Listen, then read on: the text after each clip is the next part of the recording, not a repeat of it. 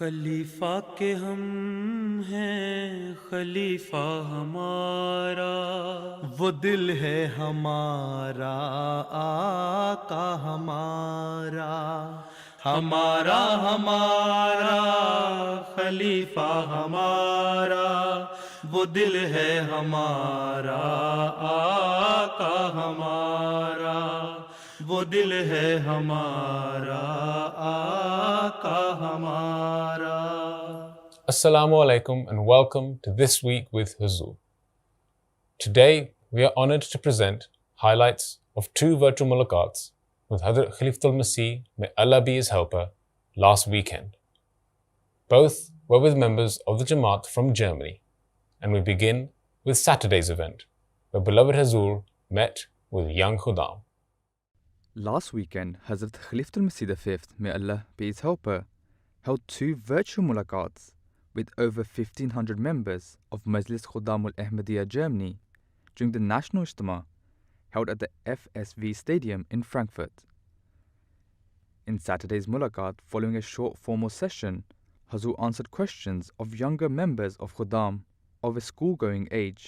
السلام علیکم پیارے حضور، میرا سوال ہے کہ کرونا کی وبا کی وجہ سے کافی جماعتی پروگرام منعقد نہیں ہو سکے، تو اس سال الحمدللہ جلسہ سالانہ UK بھی منعقد ہوا ہے، تو میں نے پوچھنا تھا کہ آپ کو کیسا فیل ہوا تھا، مطلب کیسے آپ نے محسوس کیا ہے 2 سال بعد بھی سے جلسہ سالانہ منعقد کر کے؟ اچھا محسوس کیا، جلسہ سالانہ ہو گیا الحمدللہ، پڑھا، اللہ تعالیٰ کا شکر ادا کیا کہ اس نے چاہے چھوٹے پیمانے پر صحیح لیکن توفیق دی۔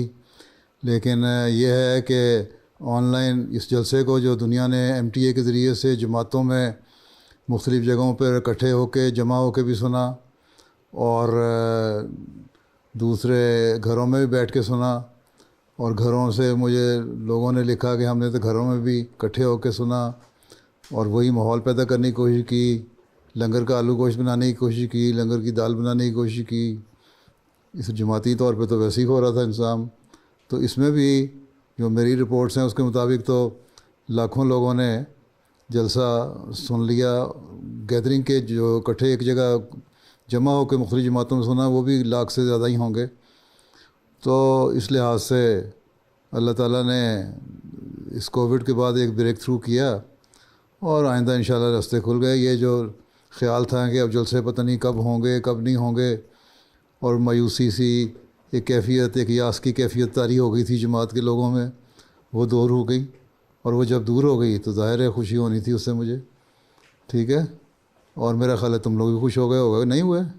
جی بالکل، بس پھر جزاک اللہ۔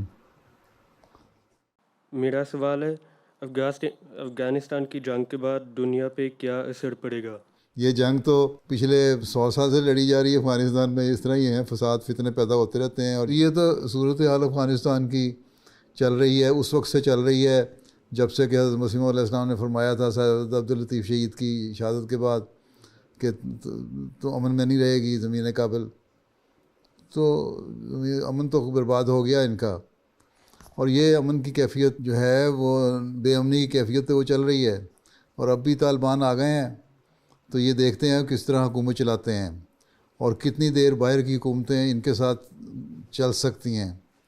دنیا میں آج کل کوئی بھی حکومت جب تک ان کی انٹرنیشنل برادری کے اندر شامل نہ ہو جائیں وہ چل نہیں سکتی۔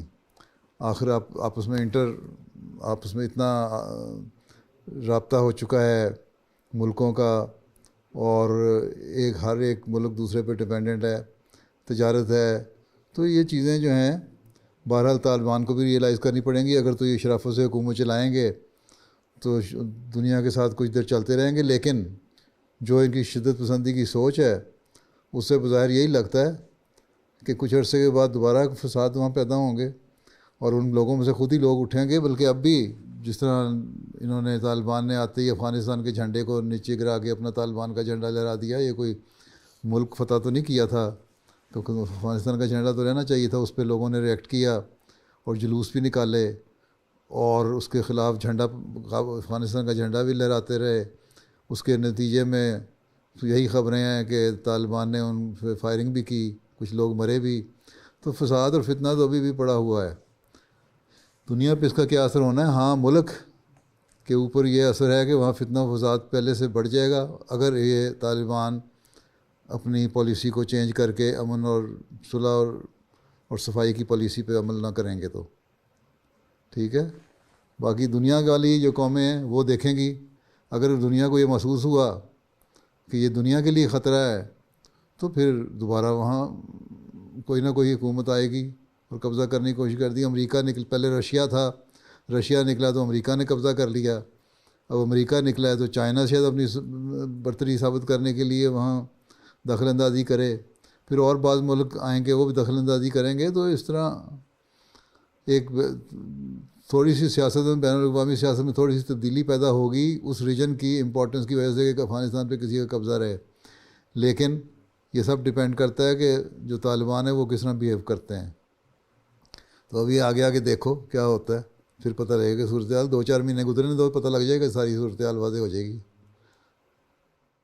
میرا سوال ہے کہ کچھ سائنٹسٹ کہتے ہیں کہ کرونا کی وبا کی وجہ سے انسان کی نفسیات وہ نگیٹو ہو رہی ہے، اثر انداز ہو رہا ہے.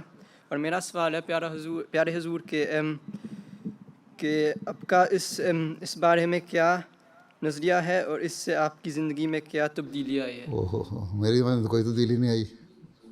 سائنٹسٹ کہتے ہیں، وہ سائنٹسٹ اس لیے کہتے ہیں جو لوگ دنیا دار ہیں، وہ دنیا داری کی سوچ رکھنے والے، جن کا کلبوں میں جائے بغیر گزارا نہیں ہے، جن کا شراب کٹھے پیسے پیے بغیر گزارا نہیں ہے، جن کا ہا ہو کیے بغیر، ناچ گانے کیے بغیر گزارا نہیں ہے، ان پہ جو پابندیاں لگی ہیں تو وہ پریشان ہو گئے. ویسے بھی کوئی بھی بیماری جب آتی ہے اور جب اس کو اتنا زیادہ وسیع پیمانے پر پھیل جاتی ہے، پینڈیمک ہو جاتی ہے اور ساری دنیا اس میں انوالو ہو جاتی ہے، ایک نفسیاتی اثر یہ پڑتا ہے کہ پتہ نہیں ہم بچیں گے کہ نہیں بچیں گے.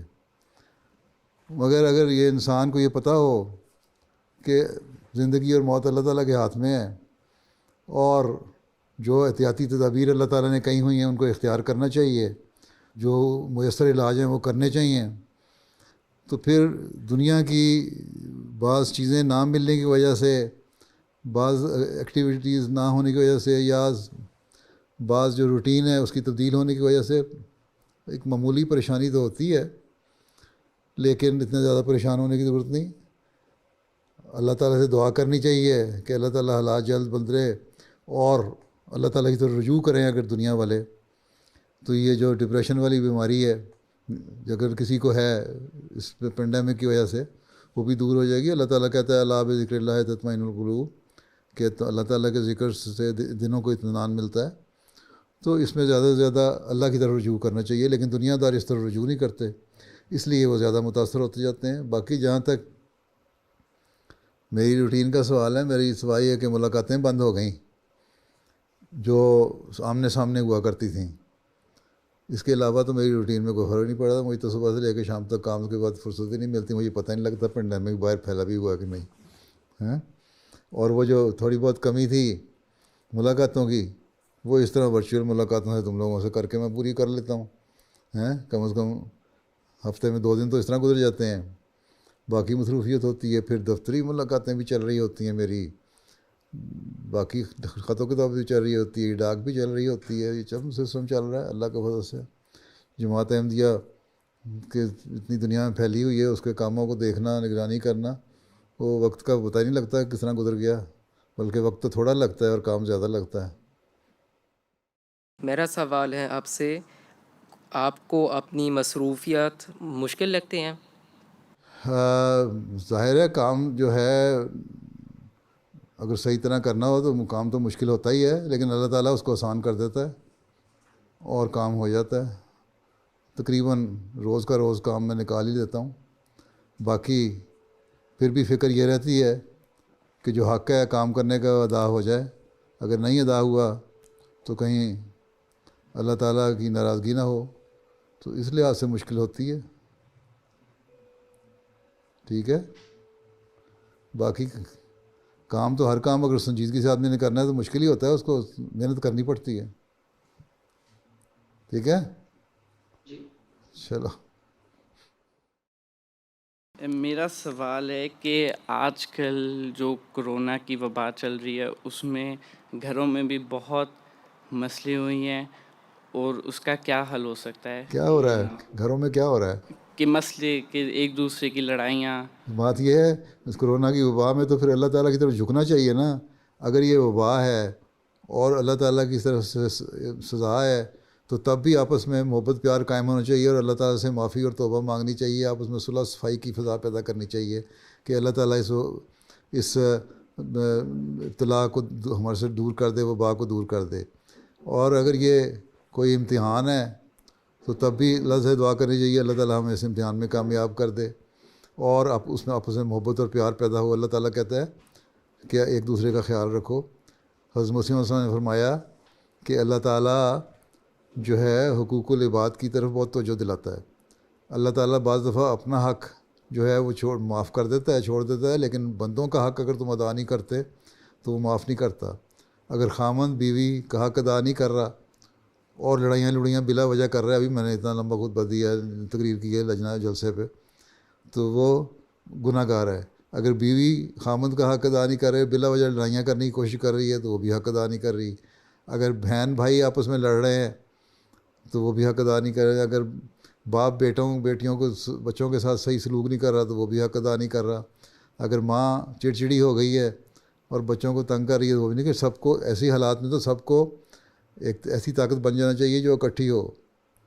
ٹھیک ہے، تو پھر ہی اللہ تعالیٰ کے فضل بھی جذب ہوتے ہیں. تو اس میں تو ٹھیک ہے حالات کی وجہ سے باہر نہیں نکل سکتے، وہ نہیں کر سکتے، لیکن اتنے بھی حالات کوئی نہیں ہیں. تم لوگ کون سی پابندی کرتے ہو سارے گھر والے؟ کرونا کی وجہ سے کام میں ذرا سی تھوڑی سی اوپر نیچے ہو گیا، لیکن بازاروں میں بھی نکل جاتے ہو، سڑکوں میں بھی پھر رہے ہوتے ہو، پارکوں میں بھی چلے جاتے ہو ہیں. جہاں باپ کا دل چاہتا ہے وہ بھی اپنے دوستوں میں گپیں مارنے چلا جاتا ہے، جہاں ماں کا دل چاہتا ہے وہ بھی اپنے سہیلیوں میں چلی جاتی ہے گپیں مارنے، جب تم لوگوں کا دل چاہتا ہے تم لوگ بھی نکل جاتے ہو. تو اتنی تو پابندی کوئی نہیں ہے کہ کر رہے تم لوگ 100% پابندی کر رہے ہوتے ہیں تو یہ وبا پہلے ختم ہو جاتی. ہاں بعض ریسٹرکشنز کی وجہ سے بعض دفعہ نفسیاتی اثر ہو جاتے ہیں، لیکن اس کا طریقہ یہی ہے کہ اللہ تعالیٰ سے دعا کرو کہ اللہ تعالیٰ اس ریسٹرکشن کو دور کرے اور اس بیماری کو دور کرے اور ریسٹرکشنز ختم ہو جائیں اور اللہ تعالیٰ ہم سب پہ فضل فرمائے. تو یہ تو دعاؤں کی طرف توجہ کی ضرورت ہے. ٹھیک ہے، اور ریئلائز کرنے کی ضرورت ہے کہ ہم نے ایک دوسرے کے حق کس طرح ادا کرنے ہیں. ٹھیک، وہ کرو گے تو سب گھر میں سکون اور ماحول ہوگا. یہ تو عام حالات میں بھی نہیں، کرونا تو بہانہ بن گیا. پہلے باپ جو تھا وہ گھر سے باہر رہتا تھا سارا دن، تو وہ پتہ نہیں لگتا تھا کہ اس کا مزاج کیسا ہے. اب وہ کیوں گھر میں رہتا ہے اس لیے اس کی سختیاں بچوں کو بھی جھیلنی پڑتی ہیں، بیوی کو بھی.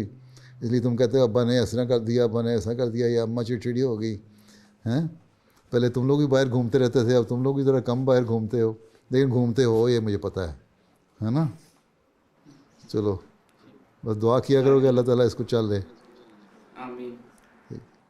As the meeting drew to a close, Hazur inquired about the attendance before delivering some concluding remarks. کتنے لوگ ہیں یہاں اس وقت موجود؟ حضور نشست کے قبل میں نے حاضری کا پتہ کروایا تھا، اس وقت 1,500 لوگ تھے ادھر. اچھا بس، اور اس وقت تو میں کچھ اور بھی لوگ آ گئے ہیں، بعد میں اضافہ بھی ہوا کافی. تو پروگرام ہو رہے ہیں کھلے میدان میں. یہ 2 سال کے بعد اجتماع ہو رہا ہے. جی حضور 2019 میں ہوا تھا. ہاں تو اجتماع اگر ہو رہا ہے تو اس کا تبھی فائدہ ہے، جیسا کہ میں نے پہلے بھی کہا ہے، کہ جب آپ لوگ اس حقیقت کو سمجھ لیں کہ آپ کا مقصد کیا ہے. انسان کو اگر اس کا مقصد نہ پتہ ہو تو کوئی فائدہ نہیں. زندگی کا مقصد اللہ تعالیٰ نے یہ بتایا ہے کہ میں نے انسانوں کو عبادت کے لیے پیدا کیا، اور ایک احمدی مسلمان کو یہ پتہ ہونا چاہیے کہ یہی اس کی زندگی کا مقصد ہے. اس نے اللہ تعالیٰ سے تعلق پیدا کرنا ہے. اور یہ اجتماعات ہیں یا تربیتی اجلاسات ہیں یا گیدرنگ ہیں یا جلسہ ہو رہا ہے اب کچھ عرصے کے بعد آپ کا، یہ سب باتیں اس لیے ہیں تاکہ انسان کی روحانی اخلاقی حالت اچھی ہو، علمی حالت اچھی ہو. اور علم حاصل کرنے کے بعد اگر اس کو اپلائی نہیں کرتے اپنے اوپر، اس پر عمل نہیں کرتے، تو ان جلسوں کا بھی کوئی فائدہ نہیں ہوتا. اس لیے کوشش کریں, اللہ تعالیٰ ان سب کو توفیق دے یہاں بیٹھے ہوئے ہیں, کہ جو کچھ یہاں سے سیکھیں اس پر عمل کرنے والے ہوں, اپنے اللہ تعالیٰ سے تعلق میں مضبوطی پیدا کرنے والے ہوں, تقویٰ کے معیار کو بڑھانے والے ہوں, نمازوں کے طرف توجہ کرنے والے ہوں. یہی ایک احمدی کی خاص نشانی ہے اور یہ ہونی چاہیے. اپنے اخلاق اچھے ہوں تاکہ دوسرے بھی دیکھ کے آپ کو یہ کہیں کہ ہاں یہ لوگ ایسے ہیں کہ جن کے اعلیٰ اخلاق ہیں اور یہ لوگ حقیقی مذہب کی تصویر پیش کرتے ہیں. اب گزشتہ دنوں جرمنی میں سیلاب آیا, اور سیلاب کے دنوں میں خدا علیہ نے بڑی خدمت کی ہے اور لوگوں نے آپ کی خدمات کو بڑا سراہا ہے.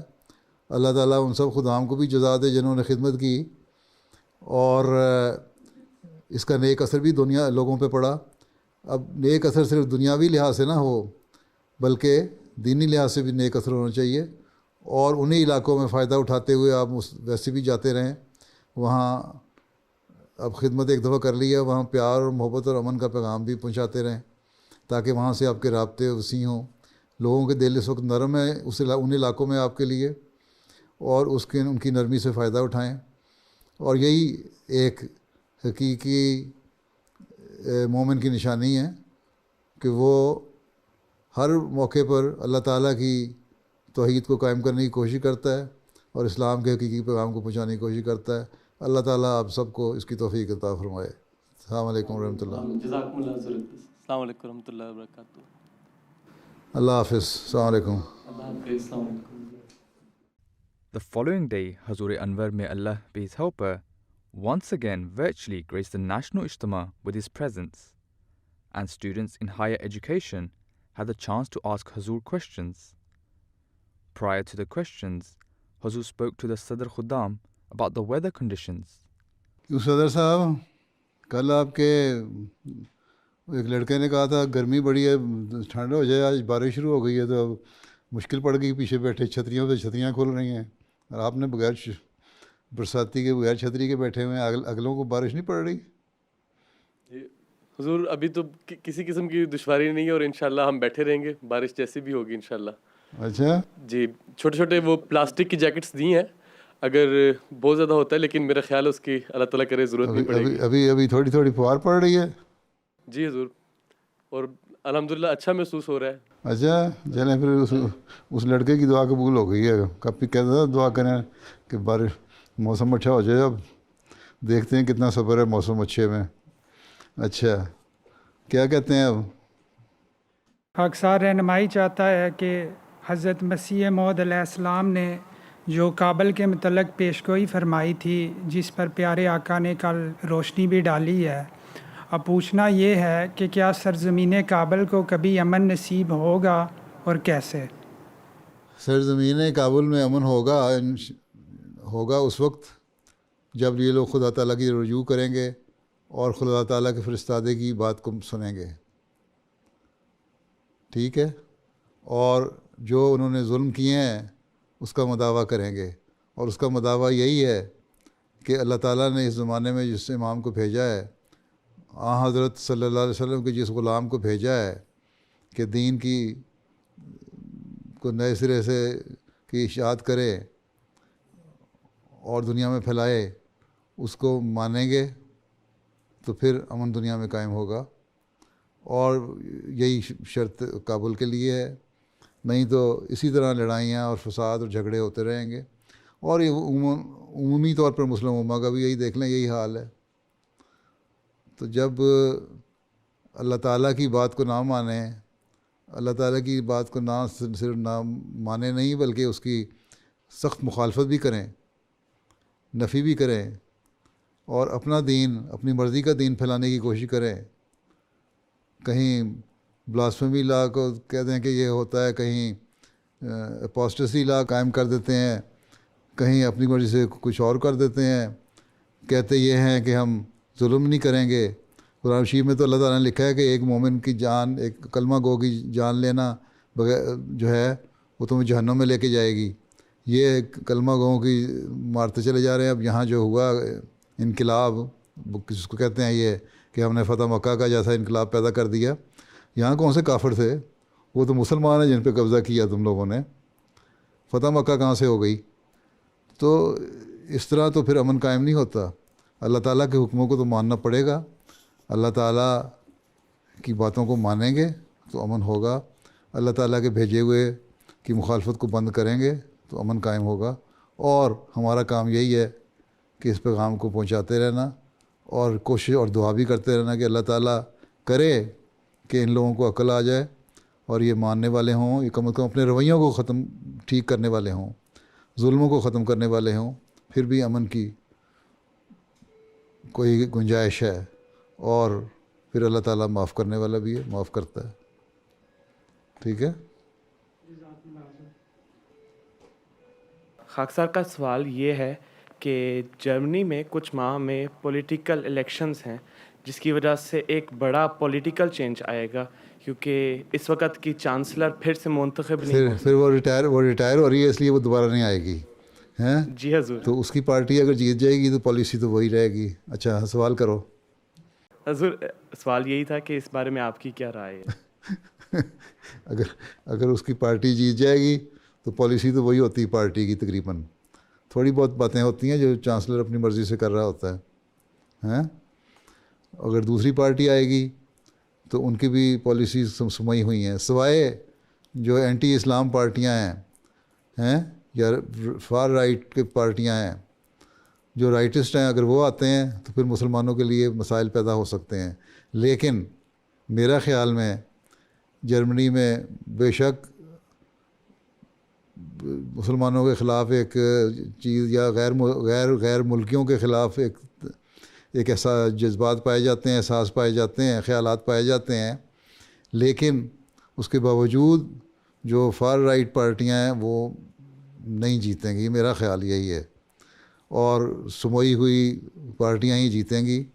اب یہ کہتے ہیں اوور ویلمنگ میجورٹی کوئی ایک پارٹی لے جائے اور اپنی حکومت بنا لے, اللہ بہتر جانتا ہے, کیونکہ میں زیادہ پولیٹکس جرمنی کی پڑھی نہیں.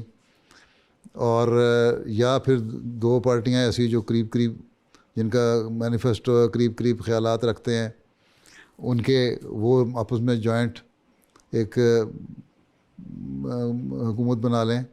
لیکن بہرحال میرا خیال یہی ہے, چاہے تھوڑی میجورٹی سے جیتے, جو بھی پارٹی آئے گی حکومت بنا ہی لے گی اپنی, جہاں تک بظاہر نظر آ رہا ہے اس وقت. لیکن جو شدت پسند لوگ ہیں, جو غیر ملکیوں کے مخالف ہیں یا مسلمانوں کے مخالف ہیں, ان کی حکومت بننے کے بظاہر امکان کوئی نہیں. ہاں ہو سکتا ہے بعض صوبوں میں تھوڑی بہت ان کی اتنی سے ہو جائے کہ جس کا اثر قائم ہو سکے, لیکن بظاہر یہی لگتا ہے کہ جان بخشی ہو جائے گی آپ لوگوں کی. لیکن بشرطے کہ آپ لوگ بھی اپنا کردار ادا کریں اور مسلمان ہونے کا جو حق ہے وہ ادا کریں, ایک احمدی مسلمان ہونے کا, اور دنیا کو بتائیں, ملک کو بتائیں کہ اصل اسلام کی تعلیم کیا ہے. آہستہ آہستہ جو بھی شبہات ہیں, ریزرویشن ہیں, تحفظات ہیں ان کے دماغوں میں, ان کو دور کریں. ٹھیک ہے. سوال میرا یہ تھا حضور کہ اگر انشاءاللہ آپ کو دوبارہ موقع ملے ربوہ واپس جانے کا, تو وہ کون سی جگہ ہوگی جہاں پہ آپ سب سے پہلے جانا پسند فرمائیں گے؟ تو مجھے موقع پیدا کروا دو, پھر میں تمہیں ساتھ لے جاؤں گا, خود ہی دیکھ لینا جا کے. آئیں حضور, ہماری آپ کے ساتھ ہیں انشاءاللہ, تو آپ کو موقع ملے. ظاہر ہے کہ پہلے انسان جب روا جاتا ہے تو جو بزرگ ہیں, جن کو ہم چھوڑ کے آئے اور جو وہاں رہے, جنہوں نے روا بات کیا, ان کی یادیں روا سے پہنچتا ہیں. تو عموماً پھر یہی ہوتا ہے کہ پہلے انسان جاتا ہے تو ان بزرگوں کے مزاروں پر, ان کی قبروں پہ حاضری دے کے دعا کرتا ہے ان کے لیے, اور پھر پورے شہر کے لیے دعا کرتا ہے, اور پھر اپنے کاموں میں مصروف ہو جاتا ہے. تو روا جا کے تو جس طرح ہم قادیان جاتے ہیں تو حضرت مسیح علیہ السلام کے مزار پہ جاتے ہیں, پہلے جاتے ہی کوشش یہی ہوتی ہے. اگر مکہ مدینہ جائیں تو ہم سب سے پہلے وہیں جاتے ہیں روضہ مبارک پہ. تو یہاں بھی بزرگ جہاں دفن ہیں ان کو جاتے ہیں جنہوں نے روا کو آباد کیا اور روا کو سینچا, روا کو بنایا, تو ان کی یادیں وابستہ ہیں. تو پرانے بزرگوں کی یادیں تازہ کرنے کے لیے اور ان کی دعا کرنے کے لیے عموماً تو یہی ہوتا ہے کہ وہاں جایا جائے. ٹھیک ہے, باقی حالات کیا ہوں گے اس وقت جب ہوں گے دیکھ لیں گے, اور اگر موقع ملے تو ساتھ آ جانا میرے. انشاءاللہ. جزاک اللہ. حضور میرا سوال یہ ہے کہ اگر خواب میں کوئی خلیفہ نظر آئے تو کیا اس سے یہ تعبیر کی جا سکتی ہے کہ یہ سچی خواب ہے؟ یہ تو پتہ نہیں سچی خواب ہے کہ غلط ہے, آدمی سوچ سوچ کے بھی ہو جاتا ہے, لیکن ناموں کی تعبیر ہوتی ہے کہ نام خلفاء جو ہیں ان کے نام بھی اچھے ہیں اور نیک خواب ہے اور نیکی کی بات کر رہے ہیں, تو وہ سچی خواب ہوگی. اور اس کا اگر یہ تو سیاق و سباق سے پتہ لگتا ہے آگے پیچھے جو خواب کے ہے وہ کیا ہے, کس طرح کی ہے. مختلف خوابوں کی مختلف تعبیریں ہوتی ہیں, صرف ایک چیز کو دیکھ لینا تو بات نہیں ہے. بعض خوابیں ہوتی ہیں ناموں کے حساب سے بھی ان کی تعبیر ہو جاتی ہے. بعض جو حالات اس وقت پیش آ رہے ہوتے ہیں خواب میں نظر آ رہے ہوتے ہیں ان کے حساب سے ہوتی ہے ہیں. تو یہ تو ڈپینڈ کرتا ہے. اب کوئی کہتے ہیں مجھے فلاں خلیفہ نظر آیا, اس نے کہا کہ فلاں جائز بات جو ہے وہ تم نمازیں پڑھنی چھوڑ دو ہیں, تو وہ تو جائز نہیں ہے. وہ ایک لطیفہ ہے, ہمارے ایک بزرگ ہوتے تھے, ان کا ایک بیٹا تھا, اکلوتا بیٹا, بڑھاپے میں پیدا ہوا. ٹھیک, اس نے نمازیں پڑھنے میں بڑا سست تھا. تو وہ کہتا اپنے ابا کو, بڑے امیر آدمی تھے وہ, بڑے لینڈ لارڈ تھے اور ایم ڈی ہوئے, بہت بڑی سیاسی پارٹی کے خاندان کے تھے. خیر ربا میں تعلیم دلوانے کے لیے اپنے بیٹے کو لے آئے, اور بیوی ان کی فوت ہو گئی تھی, بیٹا ان کے ساتھ رہتا تھا, بڑھاپے کی اولاد تھی. ایک دن بیٹا اٹھ کے کہتا ہے کہ ابا جی خلیفہ ثانی مجھے خواب میں آیا, انہوں نے کہا بچے تم نمازیں نہ پڑھا کرو. تو وہ بزرگ بڑے ہوشیار تھے, انہوں نے کہا بیٹا پہلے دروازے کی طرف پلنگ ان کا تھا اور اس سے آگے دیوار کی طرف ان کے بیٹے کا ہوتا تھا. تو کہتے بیٹا کہ وہ جو میری امنجی ٹپ کے تیرے کو آئے, میرے کان چ کیوں نہ کہہ گئے, میرا پلنگ ٹاپا انہوں نے, تمہارے پاس گئے کہنے کے لیے کہ نمازیں نہ پڑھا کرو, تو میں دروازے کے قریب تھا, میرے کان میں کہہ جاتا ہے کہ نمازیں نہ پڑھا کرو. تو یہ اس طرح کی باتیں جو ہے نا یہ ڈپینڈ کرتی ہیں کہ خواب بنائی ہوئی ہے یا واقعی حقیقی خواب ہے. اور اگر بندہ بعض دفعہ سوچتا ہے بعض باتیں, ان خیالات میں بعض ایسی باتیں آ جاتی ہیں جو کا کوئی مطلب نہیں ہوتا. جہاں تک کسی خلیفہ کے آنے کا تعلق ہے, اگر وہ نیکی کی باتیں بتا رہا ہے تو خواب جائز ہے, ٹھیک ہے, اچھی ہے, سچی ہے. اگر اس کی طرف غلط بات منسوب کر رہے ہو تو وہ خواب غلط ہے.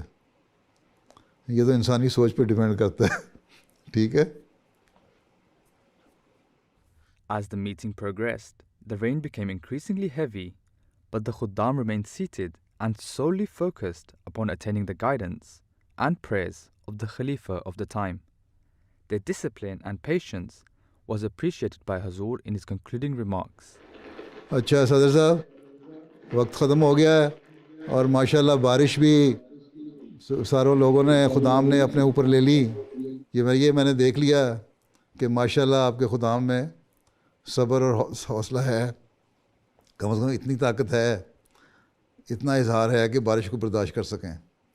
اللہ تعالیٰ مزید ان میں قوت برداشت اور طاقت بھی پیدا کرے, اور یہ حقیقت میں دین کے خادم بننے والے ہوں اور اپنے اس مقصد کو حاصل کرنے والے ہوں جو خدام الاحمدیہ کا مقصد ہے, اور جو عہد کرتے ہیں یہ ہمیشہ کہ ہم دین کو دنیا پہ مقدم رکھیں گے, اس پر عمل کرنے والے ہوں اور خلافت کی حفاظت کرنے والے ہوں, اور اپنی تمام تر صلاحیتوں کے ساتھ اس بارے میں کوشش بھی کریں, اپنے دینی علم کو بھی بڑھائیں, اور اسلام اور احمدیت پیغام بھی اپنے ملک میں پھیلانے والے ہوں. اللہ تعالیٰ آپ سب کو اس کی توفیق عطا فرمائے. جزاک اللہ. ہاں کچھ کہہ رہے ہیں صدر صاحب؟ جی حضور, ایک حضور اقدس کی خدمت میں ایک درخواست تھی. ہمارے اجتماع کی تمام سرگرمیاں اب مکمل ہو چکی ہیں. علم انعامی میں دیکھ رہا ہوں تو مجھے نظر آ رہے ہیں علم نامی وہ آپ تقسیم کر دیں گے. میں تو ہاتھ بڑھا کے ٹی وی اسکرین کے اندر سے ہاتھ بڑھا کے علم نامی پکڑا نہیں سکتا. جی پیارے آقا, ہاں کیا کہنا چاہتے ہیں آپ؟ اگر پیارا کا اپنی شفقت کی نظر ان خدام پر جنہوں نے انعامات حاصل کیے ہیں, مختصر سا اگر ایم ٹی ان کو دکھا دے ایک دفعہ. ہاں دکھا دو. ایم ٹی کی شفقت کی نظر ڈال لے ایم ٹی علم نامی پکڑنے والوں پہ. ہاں یہ کون کون سی مجالس ہیں جنہوں نے علم نامی خدام الحمدیہ میں کس نے لیا ہے؟ یہ حضور مجلس منسٹا نے لیا ہے خدام الحمدیہ میں. کتنی؟ 2018 اور 19 کا. اچھا ماشاء اللہ. اور اطفال الحمدیہ کا؟ ہنوور میں ہنوور مجلس ہے جس نے علم نامی لیا ہے. معذرت سے غلطی تھی. ہاں ہنوور نے لیا ہے. آپ کو دوسری مجلس کو دینے کا ارادہ تھا پر آپ کی کمیٹی نے ہنوور کو دے دیا. اچھا حضور 2 سال کے اکٹھے ہوئے ہیں تو اس میں تھوڑا سا خلط ملط ہو گیا تھا. اور دوسرا علم نامی کس کا ہے؟ منسٹا حضور, وہ اطفال کا منسٹا کا ہے, مجلس منسٹا, اور خدام الحمدیہ کا ہنوور کا ہے. اچھا ماشاء اللہ, اللہ تعالیٰ مبارک کرے. اور یہ صرف علم نامی ہی نہ ہو بلکہ اس علم نامی لینے کے بعد پہلے سے بڑھ کر دین کی خدمت کرنے والے یہ ہوں اور اللہ تعالیٰ کے حکموں پر چلنے والے ہوں اور احمدیت کا نام روشن کرنے والا ہوں. اللہ حافظ و ناصر ہو. السلام علیکم ورحمۃ اللہ وبرکاتہ. اللہ حافظ. السلام علیکم. السلام علیکم ورحمۃ اللہ وبرکاتہ. السلام علیکم.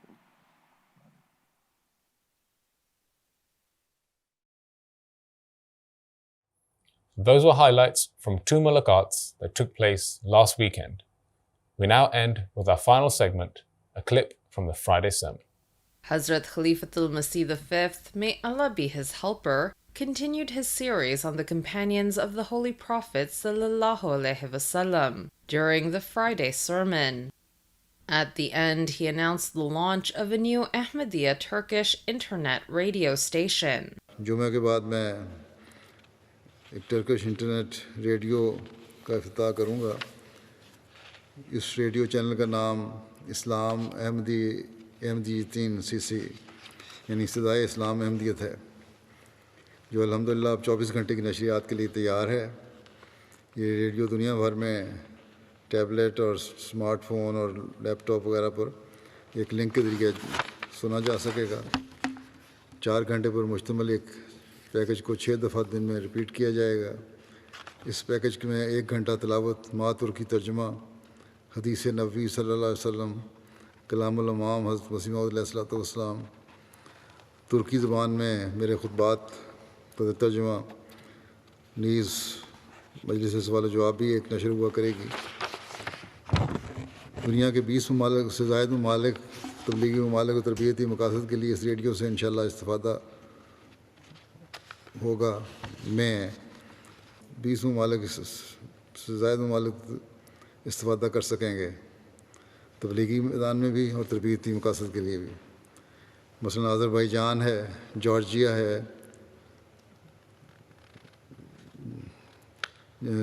جیسے ترکی زبان بولنے والے ملک ہیں. یہ کئی سابقہ روسی ریاستیں ہیں جہاں ترکی زبان بولی جاتی ہے. اسی طرح ملک ترکی اور وہ سبھی یورپین ممالک جن میں ترک آباد ہیں ان نشریات سے فائدہ اٹھا سکتے ہیں. اس ریڈیو کی تیاری کی توفیق شعبہ تبلیغ جرمنی کو ملی ہے. اللہ تعالیٰ ان کو بھی جزا دے اور اللہ تعالیٰ ہر لحاظ سے اس کو بابرکت فرمائے. اس کو بھی میں جمعہ کی نماز کے بعد لانچ کروں گا. وعلیکم السلام.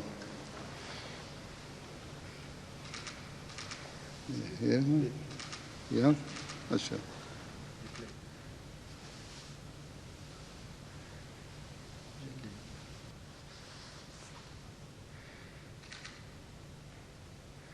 أعوذ بالله من الشيطان الرجيم. بسم الله الرحمن الرحيم.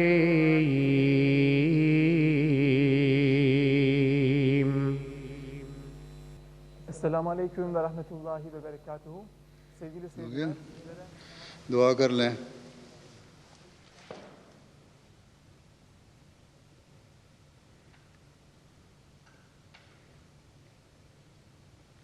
آمین. السلام علیکم ورحمۃ اللہ. السلام علیکم.